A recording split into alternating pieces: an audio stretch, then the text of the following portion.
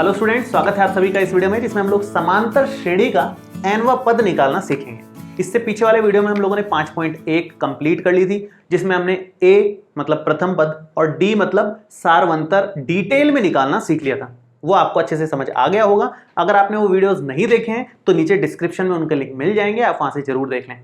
अब हम बात करेंगे कि nवां पद कैसे निकालते हैं समांतर श्रेणी का। nवां पद मतलब 10वां पद, 20वां पद, 50वां पद, बढ़ते बढ़ते जो पद आएंगे वो कैसे निकाले जाएं। तो मैं एक छोटा सा एग्जाम्पल के तौर पे यहाँ पर क्वेश्चन बना देता हूं। जैसे मान लो एक क्वेश्चन है 7, 7 के बाद लेते हैं 10, 10 के बाद ले लेते हैं 13, 13 के बाद 16, 16 के बाद 19, 19 के बाद ये इस तरह से मतलब सीरीज आगे बढ़ती जाएगी। तो ये बढ़ते जाएंगे हम लोग, ठीक है।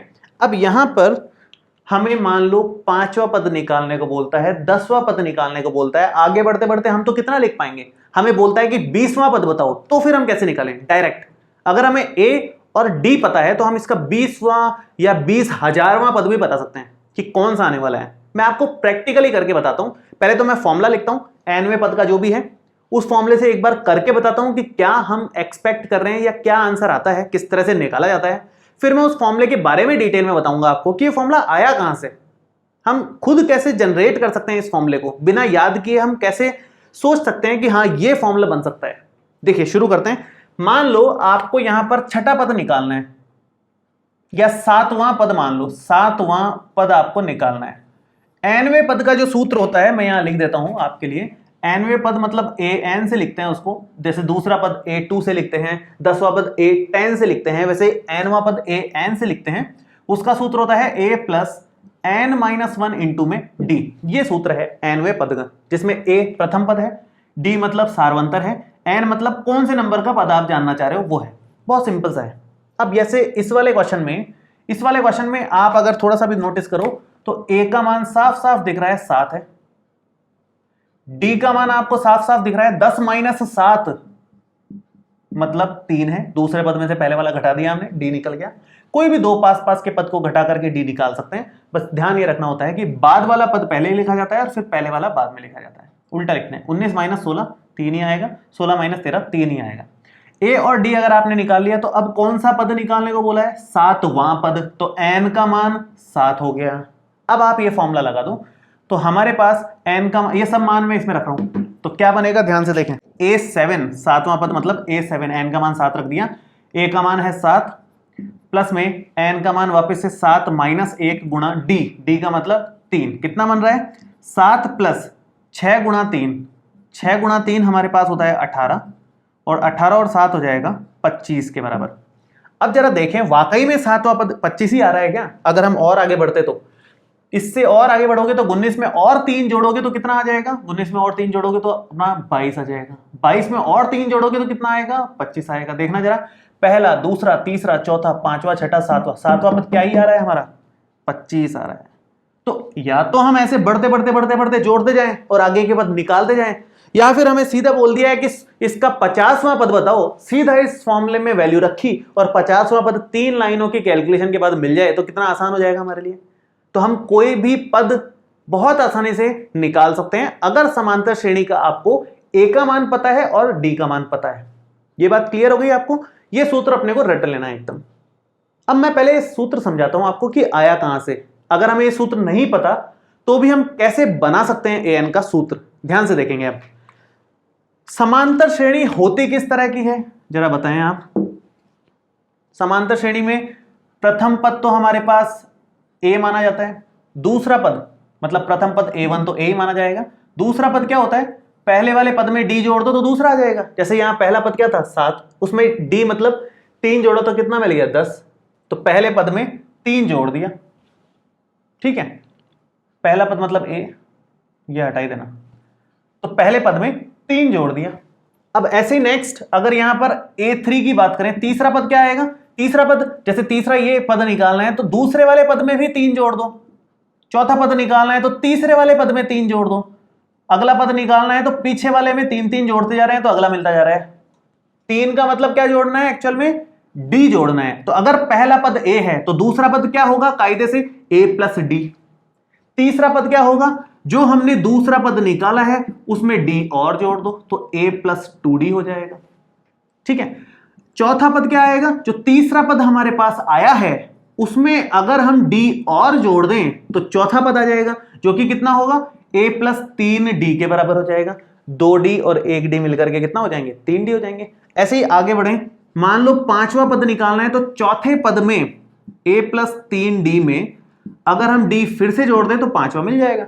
मतलब d जोड़ते जाएंगे पीछे वाले पदों में तो आगे वाला पद मिलता चला जाएगा। तो कितना मिल रहा है यहां से, a प्लस 3d और 1d मिलकर के 4d हो गया। इतना जो हमने किया है उसको आप बस ऑब्जर्व कर लो ध्यान से कि कोई भी नंबर का पद निकालो, ये तो फिक्स है, सबके साथ आता है, सबके साथ आता है, सबके साथ है, कितना ही निकालो ये तो आएगा। ये a लिखा हुआ है, इसके साथ 0d लिख लें सेम दिखाने के हिसाब से कि भाई d के साथ पहले 0 है, फिर यहाँ कुछ नहीं है तो मतलब 1 लिखा हुआ है, यहाँ 2 लिखा है, फिर 3 लिखा है, फिर 4 लिखा है, यूं ही पढ़ रहे हैं हम लोग। अब यहाँ ये एक पैटर्न है, a तो सबके साथ है ही, प्लस में d भी सबके साथ है, बस बदल क्या रहा है, d का गुणांक बदल रहा है। बदल क्या रहा है, सिर्फ ये 0 के बाद क्या आ गया, 1 आ गया, 1 के बाद क्या आ गया, 2 आ गया, 2 के बाद क्या आ गया, 3 आ गया, 3 के बाद क्या आ गया, 4 आ गया। सिर्फ ये बदल रहा है, बाकी a और d अपनी जगह पे हर जगह हैं। ये दोनों है, ये दोनों है, ये दोनों है, ये दोनों है, ये दोनों है, सिर्फ ये गुणांक बदल रहे हैं। किस तरह से बदल रहे हैं ये और देखें आप। 1 वाले का गुणांक 0 है, 2 वाले का गुणांक 1 है, 3 का गुणांक 2 है, एक कम दिख रहा है ना, 4 का गुणांक उससे एक कम 3 है, 5 का गुणांक उससे एक कम 4 है। तो अगर मैं 10 का लिखना चाहूं, इसी तरह से अगर मान लो मैं 10 का लिखना चाहूंगा तो क्या निकलेगा, a और d हमारी जगह रहेंगे साथ में अपनी जगह पे, मतलब उसके बाद बस गुणांक क्या होता है, एक कम हो जाता है, 5 की जगह 4 आ जाता है, तो 10 की जगह क्या आ जाएगा यहाँ 9। ऐसे किसी का भी निकाल सकते हैं हम। अगर हमें nवा निकालना है तो a और d तो अपनी जगह रहेंगे ही, n से एक कम, 10 से एक कम 9 था, n से एक कम n माइनस 1 हो जाएगा और ये हमारा nवा पद का सूत्र हो जाता है। भाई सिस्टमेटिक जमा के लिखा है, भाई कैसे एपी बनती है उसको थोड़ा ऑब्जर्व किया हमने और उसकी मदद से हम ये कह पाए कि nवा पद ये आएगा, और एग्जैक्टली हमने ऊपर यही लिखा था। तो nवें पद का सूत्र निकालना कोई मुश्किल बात नहीं है, आसानी से आप निकाल सकते हो, सिर्फ ऑब्जर्व करके आप nवें पद का सूत्र निकाल सकते हो। यहां पर बस वही काम किया है। अब लेकिन हालांकि अपने को याद तो करना पड़ेगा, रटना पड़ेगा इसको, क्योंकि एक भी क्वेश्चन ऐसा नहीं है 5.2 प्रश्नावली का और ना एक भी उदाहरण ऐसा है इस प्रश्नावली का जिसमें यह सूत्र आपके काम ना आए, सब में आएगा, इसलिए रट लेना है अपने को। बाकी हमने अप्लाई करना सीख ही लिया है। अब मैं उदाहरण शुरू कर रहा हूं यहां उदाहरण नंबर 3 से। देखिए कैसे हम क्वेश्चंस में अप्लाई कर सकते हैं बुक के उदाहरणों में। देखिए दोनों एग्जाम्पल्स छोटे छोटे ही हैं, इसलिए मैंने एक साथ ही लिख दिए हैं। उससे पहले मैं आपको बता दूं कि फॉर्मूला मैंने एक बार यहां लिख दिया है। nवा पद आपको बोला जाए या अंतिम पद बोला जाए एक ही बात है, ये मैं बताना भूल गया था आपको, दोनों एक ही बातें हैं। अंतिम पद का मतलब भी nवा पद ही निकालना है और nवा पद तो nवा पद है ही। दूसरी बात, nवा पद को आप an से लिख सकते हैं या फिर कुछ जगहों पर आपको l लिखा हुआ भी दिख सकता है। l का मतलब लास्ट टर्म, अंतिम पद का जो इंग्लिश में लास्ट टर्म है उसका पहला लेटर l ले लिया यहां पर। तो दोनों ही उसी के नोटेशन है, इसको भी थोड़ा ध्यान रखना है अपने को। एक क्वेश्चन में आगे आएगा जहां सिर्फ l लिखा रहेगा तो आपको ये पहचानना है कि nवा पद के बारे में ही बोल रहा है, ठीक है। चलिए उदाहरण नंबर 3 करते हैं हम लोग। तीसरा उदाहरण है 2, 7, 12, इसका 10वां पद ज्ञात करो। 10वां पद हमें निकालना है। 10वां पद निकालने के लिए ये जो भी आपको दे रखी है एपी, मैं यहां लिख देता हूं, तीसरा नंबर कर रहे हैं हम लोग। जो भी एपी आपको दे रखी है उसका प्रथम पद आप पहले निकाल लें और सारवंतर आप पहले निकाल लें, उसके बाद तो वो जो बोलेगा वो हम निकालने में सक्षम है। तो सबसे पहले ए और डी तो आप निकाल ही लें, कोई भी क्वेश्चन कुछ भी पूछे ये दो काम तो आपको करने हैं, ठीक है। ए कितना आ रहा है यहां पर 2 के बराबर, सारवंतर डी कितना आ रहा है आपके पास, दूसरे पद में से पहले वाले पद को माइनस करने पर जो बनेगा वो डी ही है। तो ए और डी हमारे पास आसानी से आ गया। अब बात है 10वां पद ज्ञात करना है हमें।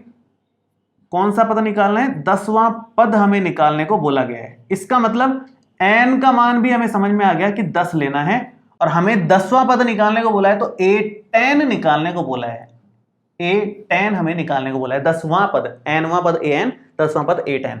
देखिए शुरू करेंगे। सूत्र क्या होता है, nवां पद निकालने का हमेशा सूत्र पहले लिखेंगे, an होता है a प्लस n-1 इंटू में d। मान रख दो बस सबके, n का मान आप 10 रख दो, तो a10 हो जाएगा यहां पर। a मतलब 2, n मतलब 10, -1 और d का मतलब 5, कितना बन रहा है ये 2 + 9 × 5, 9 पंजे 45 होगा और 45 और 2 मिलकर के हो जाएगा 47। तो 10वां पद कितना आ गया 47। बहुत आसानी से हम निकाल लिए, बहुत छोटी सी कैलकुलेशन थी, ज़्यादा कुछ मुश्किल काम नहीं है। तो इतना आसान सा क्वेश्चन है कहने का मतलब। अब चौथा उदाहरण थोड़ा सा अच्छा है कंपैरेटिवली, वो देखो किस तरह से किया जाएगा, ध्यान से समझेंगे उसमें क्या बोला है उसने बोला है कि एक एपी दे रखी है 21, 18, 15। आपको क्वेश्चन पढ़ने की जरूरत नहीं है पूरा। जब भी आपको एपी दे दे तो आप एक काम तो पहले करो, हमेशा प्रथम पद और सारवंतर तो निकाल के रखो, क्वेश्चन बाद में पढ़ो, ये काम करो आप। पहला पद क्या है इसका, पहला पद इसका दिख रहा है 21 और सारवंतर कितना दिखेगा, बाद वाले पद में से पहले वाला पद आप माइनस करोगे तो माइनस का 3 हमें सारवंतर दिख रहा है। तो ए और डी हमने निकाल लिया। अब ए और डी निकालने के बाद क्वेश्चन आप पढ़ो पूरा कि ये एपी है, इसका कौन सा पद माइनस का 81 है। अब आप ध्यान से देखो भाई, ये एपी 21 में से 3 कम किया 18, 18 में से 3 कम किया 15, 3 कम करते जा रहे हैं तो बढ़ते बढ़ते कम होते होते मतलब 0 पे भी चल जाएगा, फिर और कम करोगे तो ऋणात्मक चल जाएगा। तो ये पूछ रहा है कि आगे जाकर के माइनस का 81 आ रहा है कहीं पर, वो कौन से नंबर पे आ रहा है, एन बताना है कि -81 50वें नंबर पे आ रहा है कि 37वें नंबर पे आ रहा है कि 40वें नंबर पे आ रहा है। तो एन बताना है इस बार हमारे को, और हमें अंतिम पद दे रखा है -81, या कह लो कि एनवां पद दे रखा है, एनवां पद हमें दे रखा है, एन बराबर -81 दिया है और एन हमें क्वेश्चन में पूछा है। तो जो जो डिटेल है आप हमेशा एक बार लिख लें क्वेश्चन की कि क्या दिया है और क्या पूछा है, सब कुछ लिख लीजिए। उसके बाद जो दे रखा है उसका फॉर्मूला लगेगा, ए के फॉर्मूला हमने सीखा है, ए एन का वही लगाना है हर बार, हर क्वेश्चन में वही लगेगा। तो आप यहाँ फॉर्मूला लगा दो, ए एन का फॉर्मूला क्या है, ए प्लस एन माइनस 1 इंटू में डी, उसके अकॉर्डिंग ए एन का मान यहाँ रखो -81, ए का मान रख दो 21 प्लस में एन अपनी जगह पर वो निकल जाएगा अपने आप, डी का मान और रख दो -3। थोड़ी बहुत कैलकुलेशन है, बस आंसर आ जाएगा। क्या है कैलकुलेशन, इस 21 को आप इधर ले लो तो -81 -21 बराबर n-1 को गुणा करेंगे -3 से, तो क्या बनेगा यहाँ पर -81 और -21 मिलके -102 बन जाएगा, और ये n-1 के साथ में -3 गुणा में है। ये जो -3 गुणा में है उसको भाग में दे दो, तो -102 के नीचे -3 भाग में चला जाएगा और ये n-1 आ जाएगा। ठीक है, 102 को 3 से भाग देंगे तो कितना बनेगा, ये 102 को 3 से भाग दोगे आप तो ये बन जाएगा 3 तिया 9, 3 चौकू 12। ठीक है, बराबर में n-1, -1 इधर आएगा तो ये बन जाएगा 34 + 1 बराबर में n, और n का मान आ जाएगा 35 के बराबर, मतलब 35 नंबर पे मिलेगा अपने को -81। पहला, दूसरा, तीसरा, चौथा, 35वां पद है हमारा -81। ये है इसका आंसर। चलिए आगे बढ़ते हैं। आगे क्या बोला है इसने, साथ ही क्या इस एपी का कोई पद शून्य है, मतलब जैसे 3 कम हो रहे हैं ना, 21 के बाद 18 हो रहा है, 18 के बाद 15 हो रहा है, कम होते होते 0 भी बनेगा क्या कभी, ये हमें पूछा गया है, कभी 0 बनेगा क्या। अब ये कैसे पता करें, सेम तरीके से आप इसको एनवा पद मान लो 0 को, और फिर पता कर लो कि किस एन पर वो निकल रहा है। जैसे हमने इसको एनवा पद मान लिया था और पता किया कि किस एन पर निकल रहा है, उससे हमें पता चल गया कि हाँ 35 नंबर पे मिल रहा है ये। अगर ऐसा कोई एन निकलता ही नहीं, इसका मतलब वो अस्तित्व में नहीं है। मैं आपको अभी करके बताता हूं, उससे और समझ आएगा जो मैं कहना चाह रहा हूं आपको। मैं यहां पर इसी फॉर्मूले में मान रखूंगा, लेकिन इस बार ए एन का मान 0 रखूंगा, ए एन शून्य मान लो, एनवा पद शून्य मान लो, उसके लिए एन निकाल लेंगे कि कौन से नंबर पे शून्य आ रहा है। तो इसी में रखें, मैं एक बार सूत्र तो फिर से लिख देता हूं। अब आप मान इसमें रखो, तो ए एन का मान रखोगे 0, ए का मान वही पुराना 21, n-1 और डी का मान वही -3। ठीक है, 21 को आप इस तरफ ले लो, इस तरफ लोगे तो ये -21 हो जाएगा, 0 में से 21 माइनस होएगा तो, और ये n-1 और -3 आ जाएगा। -21 को 3 से भाग दोगे माइनस के, क्योंकि गुणा में है इधर भाग में आ जाएगा, तो ये n-1 आ रहा है इधर। तो ये कितना बन गया, माइनस से माइनस कट के 7 बन गया, 7 × 21 होता है, और ये -1 अगर इधर आ जाएगा तो 7 + 1 बराबर n, और n का मान हो जाएगा हमारा 8 के बराबर। ये n का मान आ गया, मतलब 8वां पद इसका 0 बनेगा। अगर मान लो यहां पर इंटीजर आंसर नहीं आता, मतलब पूर्णांक नहीं बनता, ये धनात्मक पूर्णांक अगर ये नहीं बनता, मतलब ये 8.5 या 3.6 या 7/11 ऐसा कुछ बनता यहां पर, अगर धनात्मक पूर्णांक नहीं बनता, इसका मतलब हम आंसर देते कि 0 इसका कोई भी पद नहीं बनेगा, क्योंकि हमें n धनात्मक पूर्णांक नहीं मिल रहा। n हमेशा धनात्मक पूर्णांक होता है। आप सोच के देखो, प्रथम पद, द्वितीय पद, तृतीय पद, चौथा पद, यही बोलते हैं ना हम, ऐसा तो नहीं बोलते कि 7.5वां पद, ऐसा तो नहीं होता ना। तो इसका मतलब पॉइंट्स में नहीं आना चाहिए, पॉइंट्स में नहीं आना चाहिए, इसका मतलब क्या है कि धनात्मक पूर्णांक आना चाहिए, ऋणात्मक भी नहीं आना चाहिए। -3वां पद थोड़ी होता है, शुरू ही पहले पद से होता है, 0वां पद भी नहीं होता, -1वां पद भी नहीं होता।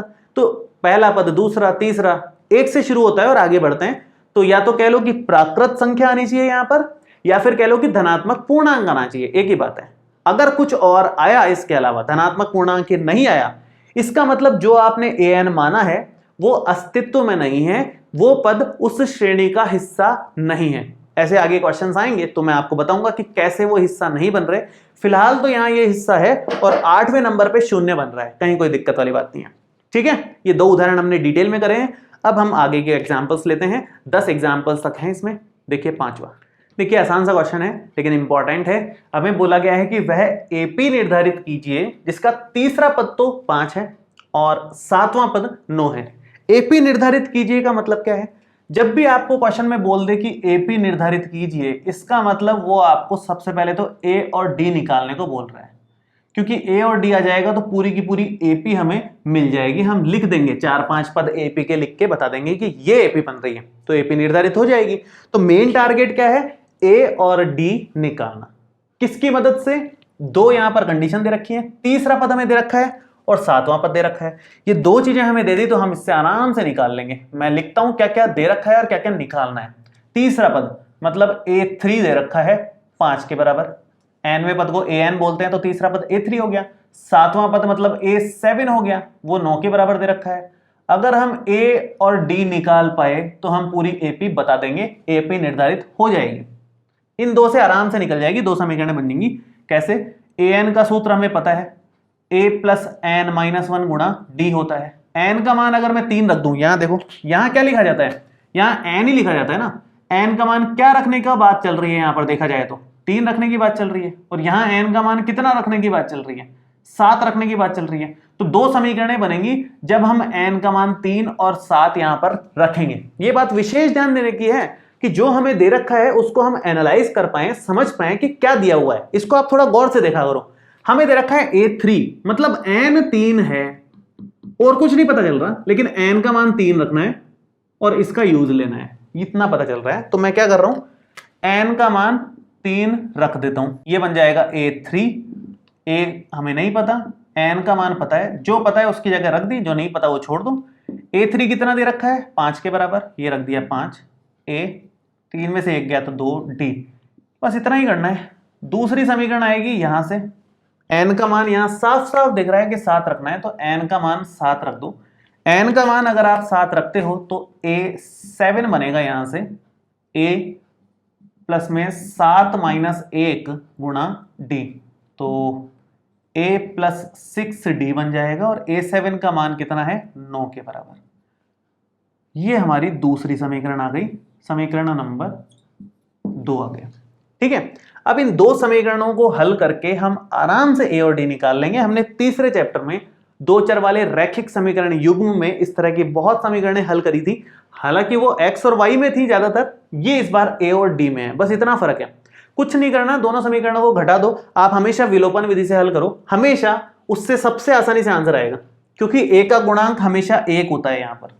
तो आप क्या करो, समीकरण 2 में से हमेशा समीकरण 1 को घटाओगे तो काम बन जाएगा, हमेशा ही बन जाएगा, कोई दिक्कत ही नहीं है। जैसे a + 6d है, बराबर में 9 दे रखा है, यहाँ a + 2d है और बराबर में 5 दे रखा है। समीकरण 1 को घटा रहे थे इसलिए 1 को मैंने नीचे लिख दिया, माइनस साइन लगाया घटाते समय, कट गया।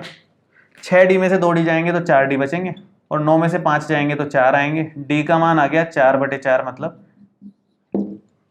1 के बराबर। D का मान अगर आपके पास आ गया है, आप चाहो तो समीकरण 1 में रखो, चाहो तो 2 में रखो, A भी मिल जाएगा। मैं समीकरण 1 में रख रहा हूं, छोटी है कंपैरेटिवली।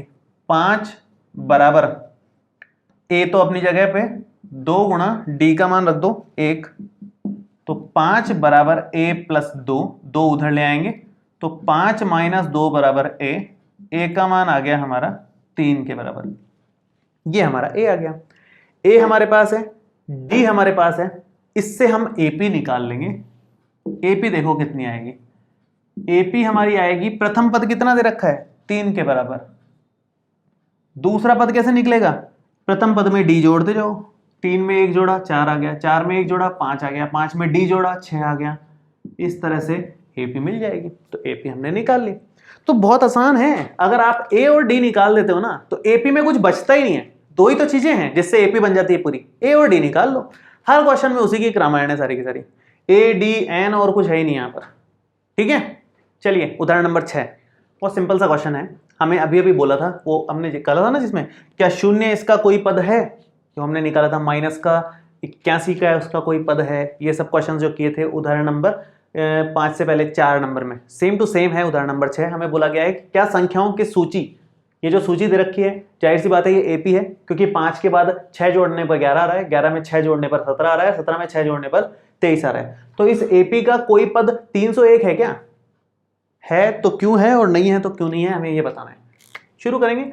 अगर हमें AP दे ही रखी है ना, तो मैंने आपको बताया है 2 चीजें आप निकाल के रेडी रखो। प्रथम पद जो कि 5 दिख रहा है, सारवंतर D जो कि दूसरे पद में से पहले पद को माइनस करने पर आपको मिलेगा, हमेशा 5 और ये 6 मिल गया है आपको। ठीक है, अब आपको ये बताना है कि कोई पद 301 है क्या।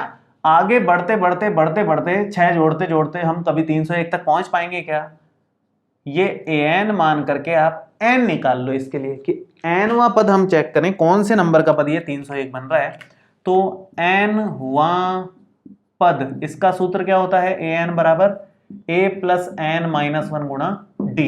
आप an का मान 301 यहां रख दो, a का मान 5 रख दो, n हम निकालेंगे इसलिए ऐसे ही छोड़ दिया, d का मान यहाँ 6 रख दो, n अभी आ जाएगा आराम से। ये इधर ले आओ 5 को, तो 301 माइनस 5 बराबर n माइनस 1 गुणा 6। आप ये भी कर सकते थे 6 को गुणा करके थोड़ा सा एडजस्ट कर सकते थे, लेकिन मुझे ये कैलकुलेशन ज़्यादा आसान लगती है कि 5 को इधर ले आए और 6 को इधर डिवाइड में ले आए, क्योंकि वो गुणा में है। तो 301 में से 5 जाएगा तो 296 बचेगा, 296 बन जाएगा। और ये n माइनस 1 और ये 6 है, 6 अगर इधर डिवाइड दें, 296 divided by 6 is equal to n minus 1। कितना बन रहा है ये डिवाइड होने के बाद में, 6 को 4 से जाएगा ये 24 बार, बचा 5, 56 बचा। 6 नाम 54 आता है, 56 नहीं बनता है, लेकिन 6 नाम 54 आएगा, 2 बचेगा, शेषफल बच गया, मतलब पॉइंट्स में आ रहा है, ये डायरेक्ट नहीं जा रहा है, पॉइंट्स में आ रहा है। तो एक काम करो, आप तो इसको काट लो केवल जितना कट रहा है ये, 2 की टेबल से काट लें अगर 2 के पहाड़े से, तो ये 2 एकम 2, 2 चौको 8 और 2 अंटे 16 और ये 3, ये आ गया हमारा n माइनस 1। ये माइनस 1 और इधर ले आओ, माइनस 1 इधर ले आओगे तो प्लस 1 हो जाएगा।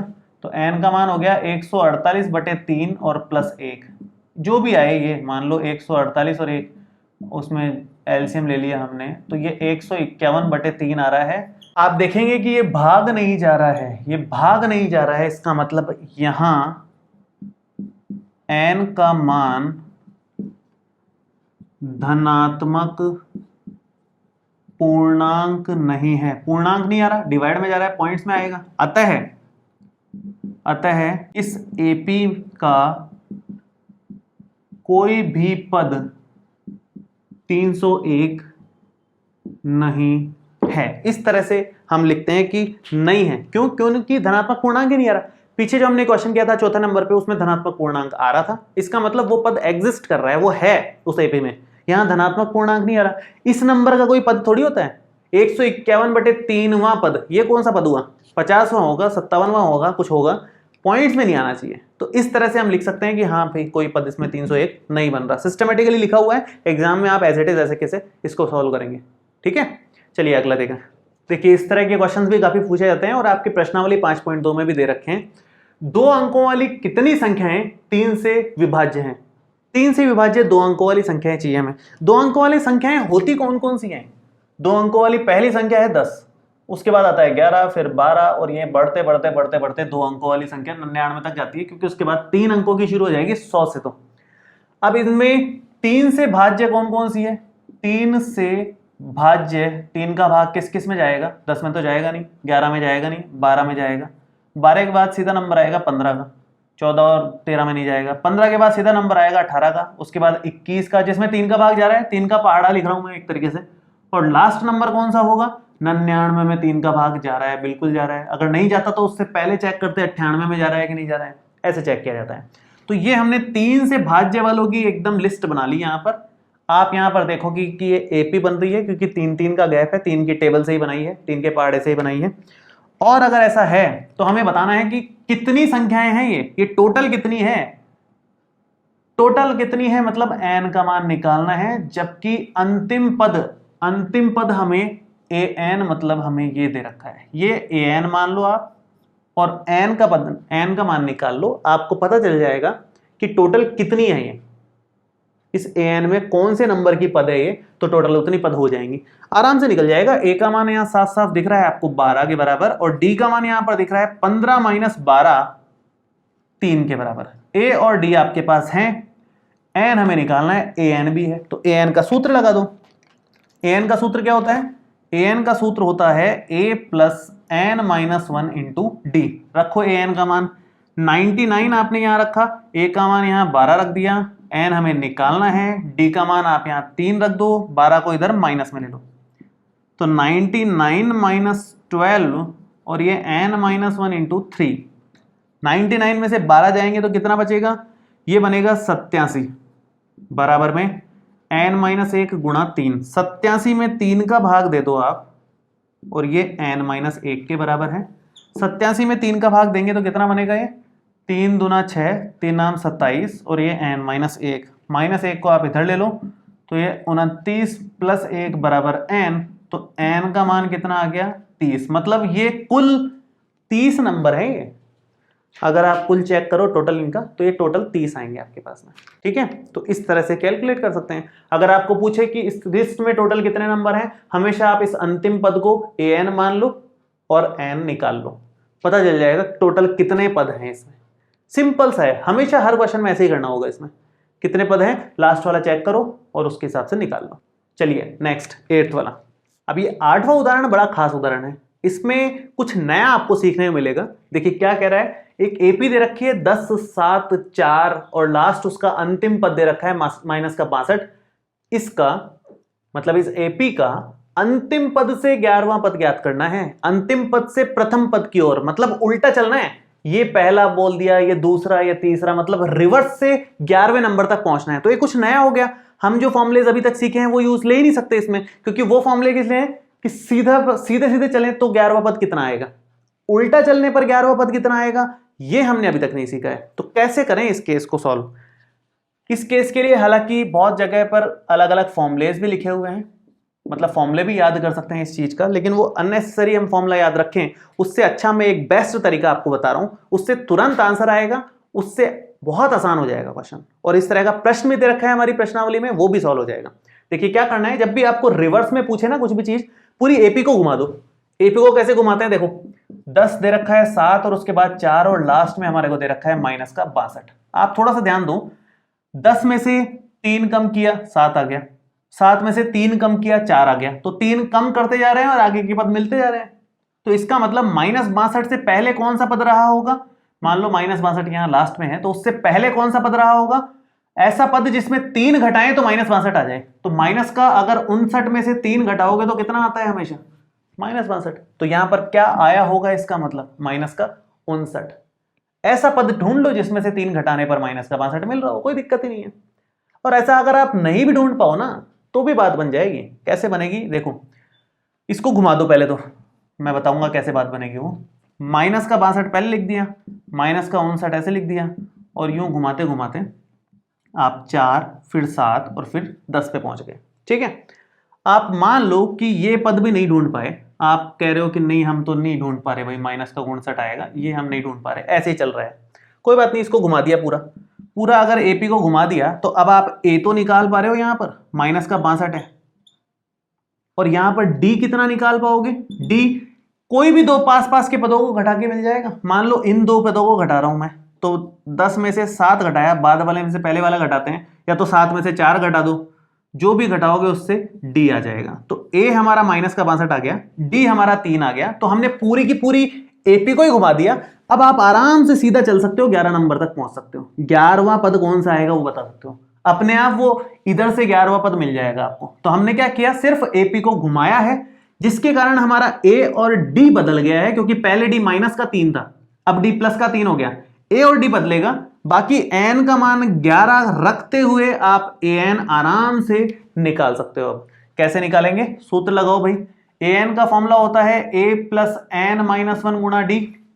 तो आपको ये वाली मेहनत भी नहीं करनी पड़ेगी, इसको मैं मिटा ही देता हूं। ए प्लस एन माइनस 1 गुणा डी, ए एन का मतलब ए एन तो निकालना है, बराबर ए का मतलब माइनस का 62 प्लस में एन माइनस 1, एन है 11, तो 11 माइनस 1, और डी का मतलब है 3। यहां पर यहां पे लिख लो आप 11, एन का मान 11 रखना ही है। कितना बन रहा है ये, माइनस का 62 प्लस में 10 गुणा 3, मतलब माइनस का 62 प्लस में 30, जो कि बन रहा है माइनस का 32। मतलब अगर उल्टा चलेंगे तो 11वां पद माइनस 32 आएगा। हमने सिर्फ कोई नया फॉर्मूला हमने नहीं सीखा इसमें, हमने सिर्फ एपी को घुमा दिया, पूरा एपी को ही उल्टा कर दिया, और फिर सीधा सीधा 11वां पद निकाल दिया। सिंपल, इतना काम करना है। जब भी आपको अंतिम पद से कोई पद निकालने को बोले, आप हमेशा एपी को घुमा दो और फिर नॉर्मल क्वेश्चन में कन्वर्ट कर लो उसको, आराम से आंसर आएगा, कुछ एक्स्ट्रा याद नहीं रखना। ठीक है, चलिए 9th एग्जाम्पल देखते हैं अगला।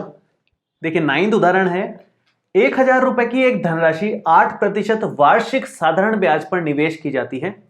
प्रत्येक वर्ष के अंत में ब्याज परिकलित कीजिए। क्या ये ब्याज एपी बनाते हैं? यहां तक का एक क्वेश्चन है, उसके बाद का आगे का क्वेश्चन है। पहले हम क्या करेंगे, हम प्रत्येक वर्ष का ब्याज निकाल लेते हैं वर्ष के अंत में। जैसे पहले वर्ष के अंत में कितना ब्याज हो गया, दूसरे वर्ष के अंत में टोटल कितना ब्याज हो गया हमारे पास, तीसरे वर्ष के अंत में टोटल कितना ब्याज हो गया हमारे पास, ये हम कैलकुलेट करेंगे और फिर चेक करेंगे कि ये एपी बन रही है क्या। यही हमारे को पहले हिस्से में बताना है। तो अब शुरू करने के लिए साधारण ब्याज का सूत्र आपको पता होना चाहिए। आपने पढ़ा होगा कि साधारण ब्याज होता है मूलधन गुणा समय गुणा दर, और दर को अगर आप प्रतिशत में लिख रहे हो तो अपने आप ही वो 100/100 हो जाएगा, और प्रतिशत में नहीं लिख रहे हो तो बटे में 100 लगा लो, एक ही बात है, वो तो कोई फर्क नहीं है उसमें। अब हम शुरू करते हैं। 1000 रुपए की एक धनराशि है और 8% वार्षिक साधारण ब्याज पर है। 1000 रुपए की धनराशि है, मतलब मूलधन हमारे को पता है कि 1000 रुपए है, और दर हमारे को क्लियर है 8% है। ठीक है, दर भी हमारे पास 8% है। अब प्रत्येक वर्ष के अंत में ब्याज परिकलित कीजिए, तो पहले वर्ष के अंत में ब्याज हमें बताना है, फिर बताना है दूसरे वर्ष के अंत में ब्याज कितना आएगा भाई, ऐसे ही तीसरे वर्ष के अंत में ब्याज। क्वेश्चन बहुत आसान है, बस अपने को क्या है, पुराना सूत्र याद होना चाहिए साधारण ब्याज का, जो आपने पिछली कक्षाओं में पढ़ा ही है। बहुत आसान सा सूत्र होता है इसका, साधारण ब्याज, चक्रवर्ती ब्याज पढ़े हैं आपने। पहले वर्ष के अंत में ब्याज, तो पहले वर्ष मतलब समय 1 वर्ष हो गया, दूसरे वर्ष मतलब ये समय 2 वर्ष हो गया, तीसरे वर्ष मतलब समय 3 वर्ष हो गया, बाकी सब सेम रहेगा। तो मूलधन गुणा समय गुणा दर, और नीचे 100 से भाग लगाओगे तो कितना आएगा, ये 80 रुपए बन गया, काट पीट करके, क्योंकि 2 जीरो से 2 जीरो कट रही है। ऐसे ही दूसरे वर्ष के अंत में ब्याज, तो मूलधन सेम, समय 2 गुणा मतलब समय 2 वर्ष, और ये 8, और नीचे कितना हो जाएगा 100, कट गया, ये बन गया 160 रुपए। ठीक है, नेक्स्ट तीसरे वर्ष के अंत में ब्याज, तो वही सेम, मूलधन तो 1000 ही है, समय 3 वर्ष हो गया, 8 और बटे में 100 है, वही 2 जीरो से 2 जीरो काटी, और 240 रुपए हमारे पास ये बन गए। अब हमें क्या करना है, चेक करना है, इसी तरह से मतलब आगे भी निकाल सकते हैं अब, लेकिन चेक इतने में ही हो जाएगा हमारा, कि ये एपी बन रही है कि नहीं बन रही है। ये हम लिख लेते हैं एक बार, 80 मिला, फिर 160 मिला, फिर 240 मिला। अब हम चेक करना चाह रहे हैं कि भाई ये एपी बन रही है कि नहीं। तो वो चेक करने का क्या तरीका होता है, इन दोनों को घटा करके देखो क्या बन रहा है और इन दोनों को घटा करके देखो क्या बन रहा है। अगर समान आ रहा है तो इसका मतलब एपी बन रही है, लेकिन अगर समान नहीं आ रहा तो मतलब एपी नहीं बन रही है। चेक कर लेते हैं। डी हम चेक करेंगे दूसरे में से पहले पद को घटा करके, और एक बार चेक करेंगे तीसरे पद में से दूसरे पद को घटा करके। तो 160 में से 80 जाएगा तो कितना बनेगा 80, और तीसरे में से दूसरा घटाओ, 240 में से 160 घटाओ, 240 में से 160 घटाए तो कितना आ गया 80। इस तरह के क्वेश्चन किए हमने पहले भी 5.1 प्रश्नावली में, जिसमें हमें बताना होता है कि भाई एपी है कि नहीं है। तो हम डिफरेंस लेकर के चेक करते हैं, दोनों से सेम आ रहा है डी का मान, इसका मतलब एपी तो है, एपी की तो टेंशन नहीं है। अब आगे की बात करते हैं। आगे क्या बोला है इसने, तो क्या ये ब्याज एपी बनाते हैं? हाँ भाई ये ब्याज एपी बनाते हैं। आगे बोला है यदि ऐसा है तो इस तथ्य का प्रयोग करते हुए 30 वर्षों के अंत में ब्याज परिकलित कीजिए। 30 वर्षों के अंत में ब्याज निकालना है, पहले वर्ष के अंत में ब्याज, दूसरे वर्ष के अंत में ब्याज, तीसरे वर्ष के अंत में ब्याज। तो 30वें वर्ष के अंत में ब्याज हम इस सूत्र से भी निकाल सकते हैं, लेकिन उसने बोला है कि इस तथ्य का प्रयोग करते हुए 30 वर्षों के अंत में ब्याज बनाओ। किस तथ्य का? ये एपी वाले का। तो एपी से 30 वर्षों का ब्याज निकालना है तो पहला, दूसरा, तीसरा पद, ऐसे ही 30वां पद निकाल दो, 30 वर्षों का ब्याज मिल जाएगा। क्योंकि पहले पद में पहले वर्ष के बाद ब्याज है, दूसरे पद में 2 वर्षों का ब्याज है, तीसरे पद में 3 वर्षों का ब्याज है, तो 30वें पद में 30 वर्षों के लिए ब्याज मिल जाएगा हमारे को। तो आप यहां लिखोगे कि इस एपी में ए का मान कितना दिख रहा है 80 दिख रहा है, डी का मान हमने अभी भी यहां पर निकाला है 80 दिख रहा है, और एन का मान कितना लेना है हमारे को 30 वर्षों की बात चल रही है। तो आप एन वां पद इसका सूत्र लगा दो, जो कि होता है ए एन बराबर ए प्लस एन माइनस 1 गुणा डी, और ए 30 हो जाएगा, एन का मान अगर 30 रख दे तो ए का मतलब है 80 प्लस में 30 माइनस 1, और डी का मतलब है 80। ये हो गया 80 प्लस में 29 गुणा 80। अगर कैलकुलेशन आसान बनानी है तो 80 को कॉमन ले लो, जल्दी हो जाएगी। यहां से 1 बचेगा और यहां 80 कॉमन आकर के 29 रह गया। देखो कितनी आसान कैलकुलेशन हो जाएगी, हमें किसी एक्स्ट्रा गुणा भाग की जरूरत नहीं पड़ेगी। 8 या 24 हो गया, ये 2400 रुपये यहाँ पर हमें मिल गया।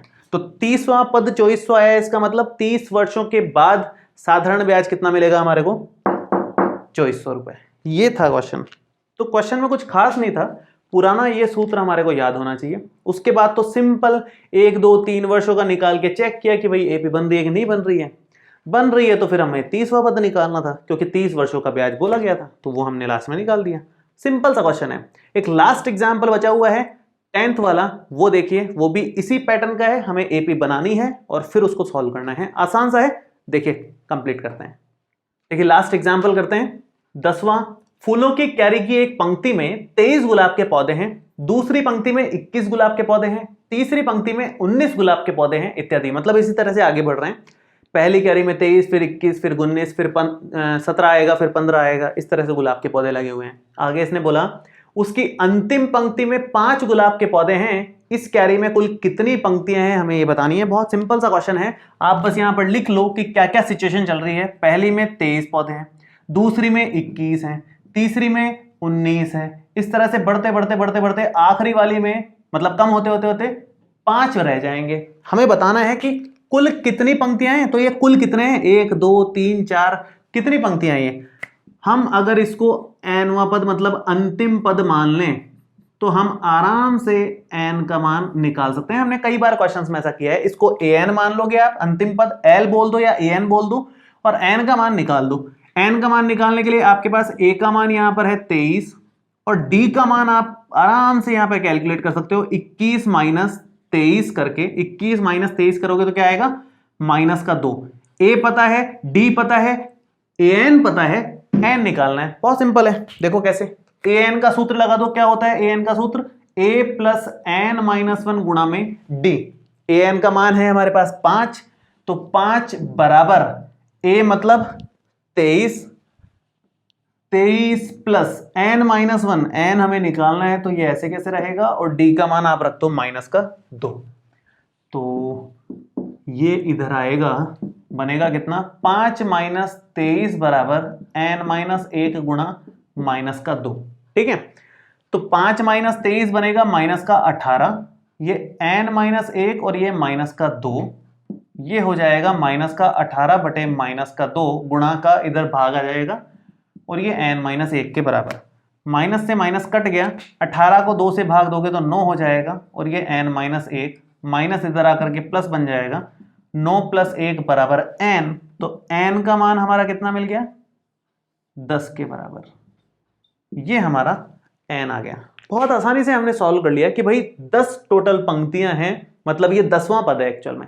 तो जितना पहला पद, दूसरा पद, तीसरा पद, मतलब पहली कैरी, दूसरी कैरी, तीसरी कैरी, तो टोटल 10वीं कैरी में ये 5 गुलाब के पौधे लगे हुए हैं। बहुत सिंपल से क्वेश्चंस होते हैं इस तरह के, आप आराम से क्वेश्चन शांति से पढ़ें, उसमें जो एपी बन रही है उसको समझें और ये चेक करें कि पूछा क्या है। अगर आपको एपी बन रही है और आप ये समझ पा रहे हो कि पूछा क्या है, तो फिर इसका मतलब आपने क्वेश्चन को सिंप्लीफाई कर लिया कि अब हम आराम से ये सूत्र लगा करके, सारे क्वेश्चंस में एक ही फॉर्मूला है, कुछ दिमाग नहीं लगाना इसके अलावा, तो इस फॉर्मूले को लगा करके जो भी पूछा है वो निकाल सकते हैं। एन पूछा है तो एन, ए पूछा है तो ए, डी पूछा है तो डी, जो पूछा है वो निकाल सकते हो आप। ठीक है, तो ये हमारे कंप्लीट हो गए हैं सारे उदाहरण। अगले वीडियो में हम क्वेश्चन शुरू करेंगे 5.2 प्रश्नावली के। वैसे जिस तरह के उदाहरण करे हैं हमने, सेम टू सेम पैटर्न के क्वेश्चंस हैं। आप लोग इन उदाहरणों को एक बार बिना देखे करने की कोशिश करें, उसके बाद प्रश्न हल करें, आपको क्वेश्चंस होने लगेंगे आराम से। जो क्वेश्चंस नहीं हो वो नेक्स्ट वीडियो में आप मैच करें कि किस तरह से उनको कर सकते हैं। ठीक है, तो इस वीडियो में कोई भी डाउट हो तो नीचे कमेंट बॉक्स में लिख सकते हैं और ये वीडियो कैसा लगा ये भी कमेंट करके जरूर बताएं। मिलते हैं आपसे अगले वीडियो में।